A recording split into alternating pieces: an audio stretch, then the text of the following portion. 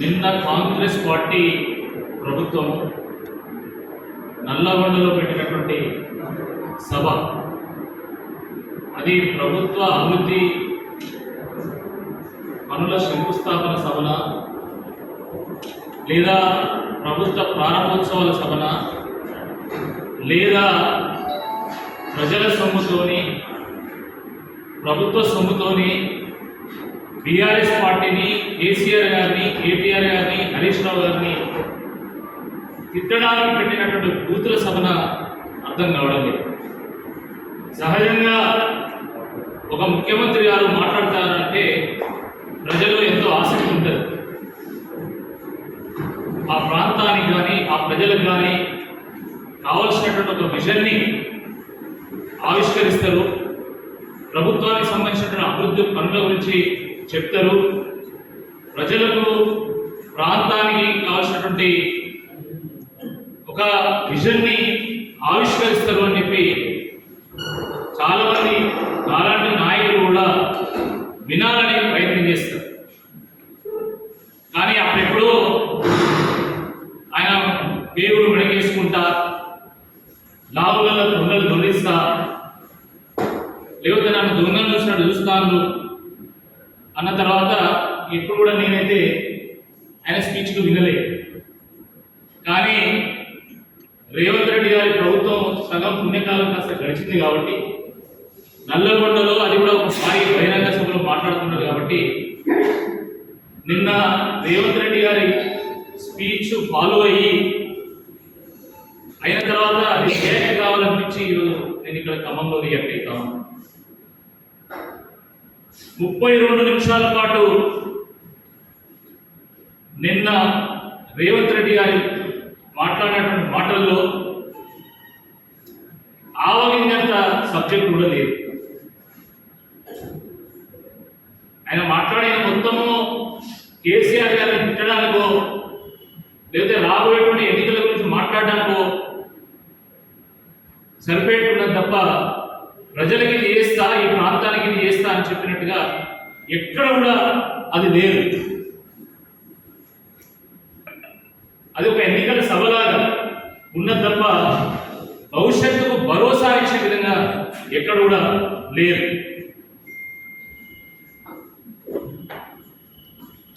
ఇంకా విచిత్రమైనటువంటి విషయం ఏంటంటే ఈ తెలంగాణ ద్రోహి తెలంగాణ ఉద్యమకారుల యొక్క త్యాగాల గురించి మాట్లాడడం దయ్యాలు వేదాలు వలిచినట్టుగా ఉంది.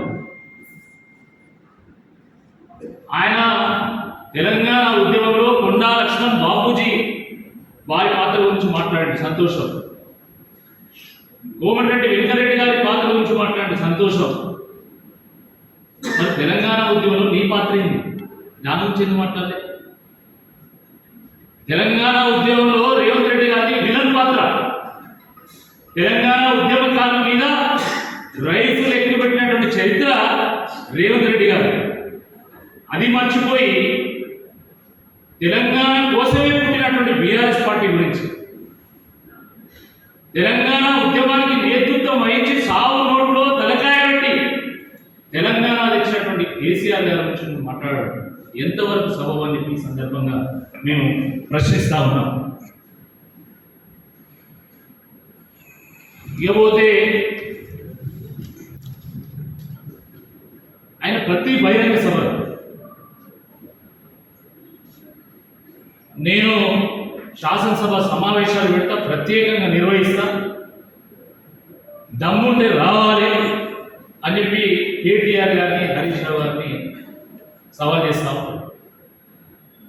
అసలు నాకు అర్థం కాక నేను అడుగుతున్నా, నువ్వు ప్రత్యేక శాసనసభ సమావేశాలు పెడతా అంటే ఎవడు అడ్డం పడతాను? నేను ఆపటోడేవాడు, నువ్వే శాసనసభ నాయకుడివి కదా. మరి ప్రత్యేక శాసనసభ సమావేశాలు పెడతా అంటే ఎవడు అడ్డం పడతాను? పెట్టు. మరి దమ్ముంటే శాసనసభ సమావేశాలు పెట్టి మాట్లాడాలి. ఉట్టిగానే తొడలు కొట్టుడు, మీసాలు దువ్వుడు, దాని తర్వాత పోయి జూబ్లీహిల్స్ ప్యాలెస్లో ముసిగేసుకొని పండుకున్నాడు. ఇది అలవాటు అయిపోయింది. ఒక ముఖ్యమంత్రి మాట్లాడితే దానికి వెయిట్ ఉండాలి. ఆయనకు శాపం ఉన్నట్టున్నది. తిన్నదరగాలంటే ఉర్రాలి అని ఏమైనా శాపం ఉన్నదేమో అనిపిస్తాను నాకు. ఓ తాగుపోతూ ఉరిగట్టు ఒర్రుడు అరసుడు తప్ప అలా ఆవగించేంత సబ్జెక్ట్ కూడా లేదు. షెడ్ ఆఫ్ సబ్జెక్ట్ లేదు ఆయన మాట్లాడు. ఏం సబ్జెక్ట్ ఉన్నదండి? ఊర్లలో వార్డుల్లో కూడా మంచిగా మాట్లాడతారు ఇవాళ మీరు. అంతకంటే అధ్వానంగా నిన్న రేవంత్ రెడ్డి గారు మాట్లాడారు. ఇంకా పైగా ఈ మగవాడు నేను రైతులకు ఏం చేయాలి అని మాట్లాడుతున్నాడు. అవును, నువ్వు బాగా చేసినావు, అన్నీ చేసినావు. అందుకనే ఈరోజు రైతులు పంటలు అమ్ముకోవడానికి నెలల పాటు కల్లాల కాడ పడిగాములు వస్తావు. నువ్వు అన్ని బాగా చేసినావు. అందుకనే రైతులు ఈరోజు యూరియా కోసం క్యూ లైన్లు పెడతా ఉన్నావు. నువ్వు అన్ని బాగా చేసినావు. అందుకనే రైతులు ఈరోజు రైతు బంధు కోసం కళ్ళు కాయలు కాసేలాగా ఎదురు ఇస్తా ఉన్నారు. అవును, నువ్వు బాగానే చేసినావు. అందుకనే రైతులు ఈరోజు కరెంటు కటకట కష్టాలను అనుభవిస్తూ ఉన్నారు. ఈయనట రైతు బాగా చేసినట్టు, ఈయన బాగా చేసిందని చెప్పి మళ్ళీ కేసీఆర్ గారిని శుక్రాచార్యుడని, కేటీఆర్ గారిని మరీచుడని, ఇంకెవరు సుబానుడని ఈ రకంగా ఇష్టం వచ్చినట్టుగా మాట్లాడుతూ ఉన్నారు. సిగ్గుండాలి రేవంత్ రెడ్డి గారికి. ఈ రాష్ట్ర సాధనలో, ఈ రాష్ట్ర పురోగతిలో కేసీఆర్ గారి పాత్ర ఏంది, కేటీఆర్ గారి పాత్ర ఏంది, హరీష్ రావు గారి పాత్ర ఏందో ప్రజల ముందు తెరిచిన పుస్తకం లాగా ఉంది. కానీ ఈరోజు ముఖ్యమంత్రిగా నీ పాత్ర ఏంది? ఒక బకాసురుడి పాత్ర. ఈరోజు రాష్ట్రంలో రేవంత్ రెడ్డి గారు ఒక భూ బకాసురుడు అయిపోయాడు. హైడ్రా పేరు మీద, ఫ్యూచర్ సిటీ పేరు మీద, లఘుచర్ల పేరు మీద ఈరోజు పేదల బతుకులను ఛిద్రం చేస్తూ, భూములు గుంజుకుంటూ ఈరోజు రియల్ ఎస్టేట్ చేస్తా ఉన్నాం. భూమిని నమ్ముకొని బతికినటువంటి వాడు కేసీఆర్ గారు అయితే, భూములు అమ్ముకొని బతికేటువంటి బ్రోకర్ నువ్వు. వాస్తవం కాదని అడుగుతున్నా. నువ్వు మాట్లాడే భాష ఏంటి అసలు? ఈ రాష్ట్ర సాధన కోసము తన జీవితాన్ని అర్పించినటువంటి కేసీఆర్ గారిని పట్టుకొని నువ్వు శుక్రాచార్యుడు అంటావా? శుక్రాచార్యుడు అసలు నువ్వు ఏం వెలువబెట్టినావు తెలంగాణ అని మీరు మాట్లాడుతావు? నువ్వు సాధించింది ఏంటి? ఈయనే మన కాళేశ్వరం కూలేశ్వరం ఏంటి మాట్లాడతావు? కూలింది కాళేశ్వరం కాదు, కుళ్ళిపోయింది మీ మెదడు. తెల్లారు లేస్తే 1,00,000 కోట్లు గోదావరిలో మీద. అసలు ఏమైనా అర్థం ఉందా మీరు మాట్లాడేదానికి? ఏమైనా అర్థం ఉందా?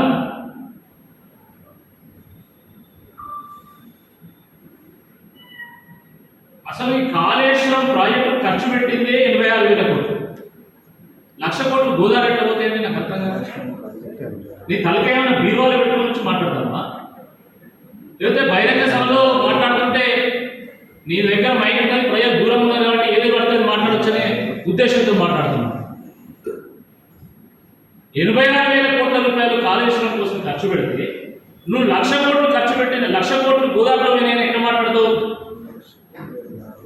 ఈ మాటల వల్ల ప్రజలకు నాయకుల మీద నమ్మకం పోతున్నారు. అంటే వీళ్ళు ఏది పడితే మాట్లాడతారు, ఏ విమర్శ అయినా చేస్తారు అనే చందంగా ఉన్నారు. ఇంకేం మాట్లాడతాడు?